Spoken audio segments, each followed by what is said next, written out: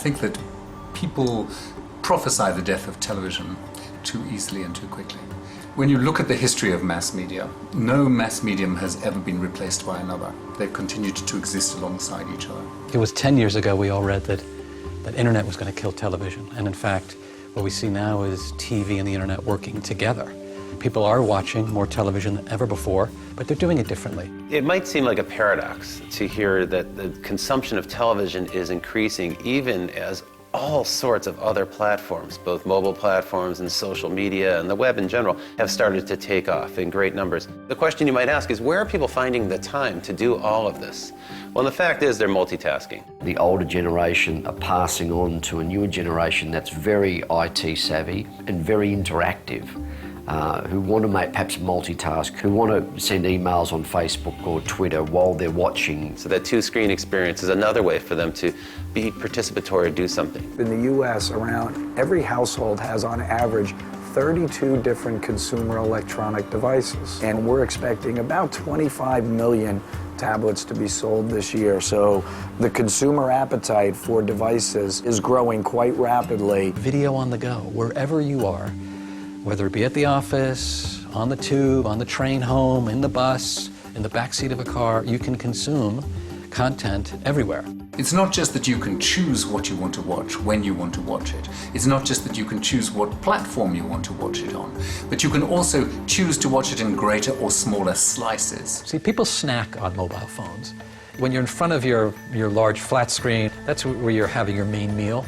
If it is social viewing, you're probably going to want it on a larger screen. If it's something you're watching personally, a smaller screen. So there needs to be a new flexibility where content can be transported between these screens seamlessly and not locked within just one screen.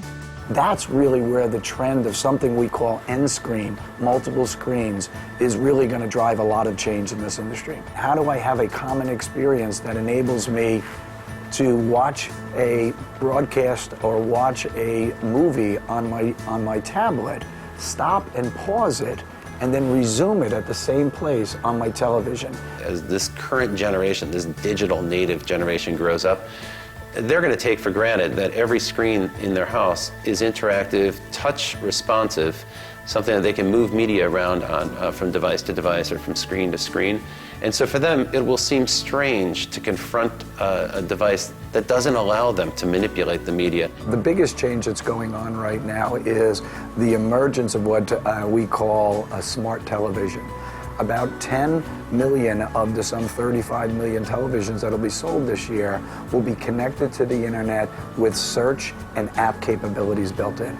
But the search is more geared towards learning my viewing habits of what types of movies do I want and making recommendations for me based on what I've watched. So there's a tailoring, personalizing, and sort of intelligence in what the technical setup will do to help your life become perfect. So the ability to monitor their location, where they are, what they're doing, to have it be relevant and personal, and therefore for a viewer to exert control will be more pervasive than ever.